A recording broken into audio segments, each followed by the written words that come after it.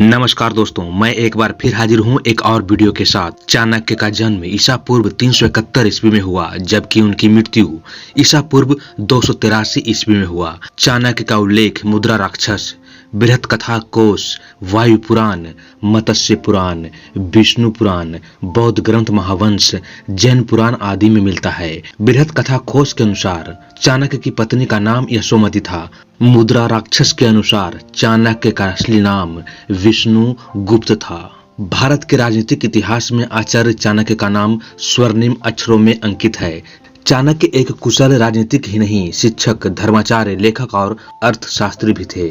आचार्य चाणक्य का जीवन बहुत ही रहस्यों से भरा हुआ है। उनके पिता चनक का कटा हुआ सिर राजधानी के चौराहे पर टांग दिया गया। पिता के कटे हुए सिर को देखकर कौटिल्य यानी चाणक्य की आंखों से आंसू टपक रहे थे। उस वक्त चाणक्य की आयु 14 वर्ष थी। रात के अंधेरे में उसने बांस पर टंगे अपने पिता के सिर को धीरे धीरे नीचे उतारा और एक कपड़े में लपेटा। अकेले पुत्र ने पिता का दाह संस्कार किया।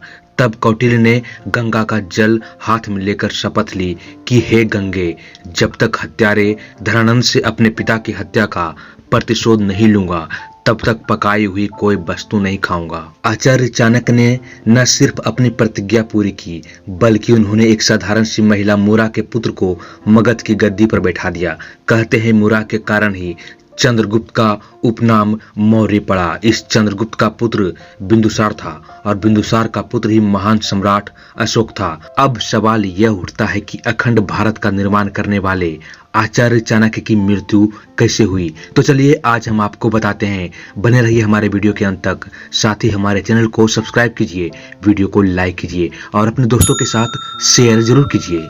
आचार्य चाणक्य की मौत के बारे में कई तरह की बातों का उल्लेख मिलता है। कहते हैं कि वे अपने सभी कार्यों को पूरा करने के बाद एक दिन एक रथ पर सवार होकर मगध से दूर जंगलों में चले गए थे। उसके बाद वे कभी वापस नहीं लौटे। कुछ लोगों के अनुसार उन्हें मगध की ही रानी हेलेना ने जहर देकर मार दिया, लेकिन सच क्या है, इसके लिए इतिहास के पन्नों को फिर से पलटना होगा। उनकी मृत्यु को लेकर इतिहास के पन्नों में एक नहीं अनेक कहानियां प्रचलित है, लेकिन कौन सी सच है यह कोई नहीं जानता। आचार्य चाणक्य की मृत्यु कैसे हुई थी, इसको लेकर दो तरह की कहानियां प्रचलित है, लेकिन कौन सी सही है यह कोई नहीं जानता। उनकी हत्या की गई थी या उनकी मृत्यु का कारण वे स्वयं थे, यह कहना मुश्किल है। तो चलिए इन दो कहानियों के जरिए हम आज जानने की कोशिश करते हैं कि आचार्य चाणक्य की मृत्यु कैसे हुई। पहली कहानी। चंद्रगुप्त के मरने के बाद चाणक्य के अनुशासन तले राजा बिंदुसार सफलतापूर्वक शासन चला रहे थे, लेकिन इसी काल में वे पारिवारिक संघर्ष, षड्यंत्र का सामना भी कर रहे थे। कहते हैं कि परिवार और राज दरबार के कुछ लोगों को आचार्य चाणक्य की राजा के प्रति इतनी करीबी पसंद नहीं थी। उनमें से एक का नाम राजा बिंदुसार का मंत्री सुबंधु का था, जो कुछ भी करके आचार्य चाणक्य को राजा से दूर कर देना चाहता था। सुबंधु ने चाणक्य के विरुद्ध कई षड्यंत्र रचे। राजा बिंदुसार के मन में यह गलतफहमी भी उत्पन्न की गई कि उनकी माता की मृत्यु का कारण कोई और नहीं, स्वयं चाणक्य ही हैं। ऐसा करने में सुबंधु कुछ सफल भी हो गया। इस कारण धीरे धीरे राजा और चाणक्य में दूरियां बढ़ने लगी। यह दूरियां इतनी बढ़ गई कि चाणक्य ने महल छोड़कर जाने का फैसला किया और एक दिन वे चुपचाप महल से निकल गए।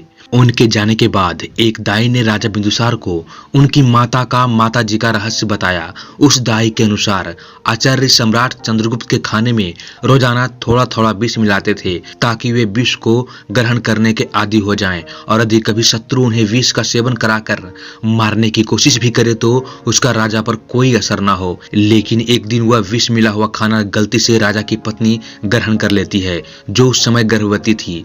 विष से पूरित खाना खाते ही उनकी तबीयत बिगड़ने लगती है, और जब आचार्य को इस बात का पता चला तो वे तुरंत रानी के गर्भ को काटकर उसमें से शिशु को बाहर निकाल लेते हैं और इस तरह राजा के वंश की रक्षा करते हैं। दाई आगे कहती है कि यदि चाणक्य ऐसा नहीं करते तो आज आप मगध के राजा नहीं होते। जब बिंदुसार को दाई से यह सत्य का पता चला तो उन्होंने आचार्य के सिर पर लगा दाग हटाने के लिए उन्हें महल में वापस लौटने को कहा, लेकिन चाणक्य ने इनकार कर दिया। उन्होंने ताउम्र उपवास करने की ठान ली और अंत में प्राण को त्याग दिया। दूसरी कहानी, चाणक्य को जिंदा जला दिया गया था। एक दूसरी कहानी के अनुसार राजा बिदुसार के मंत्री सुबंधु ने चाणक्य को जिंदा जलाने की कोशिश की, जिसमें वे सफल भी हुए।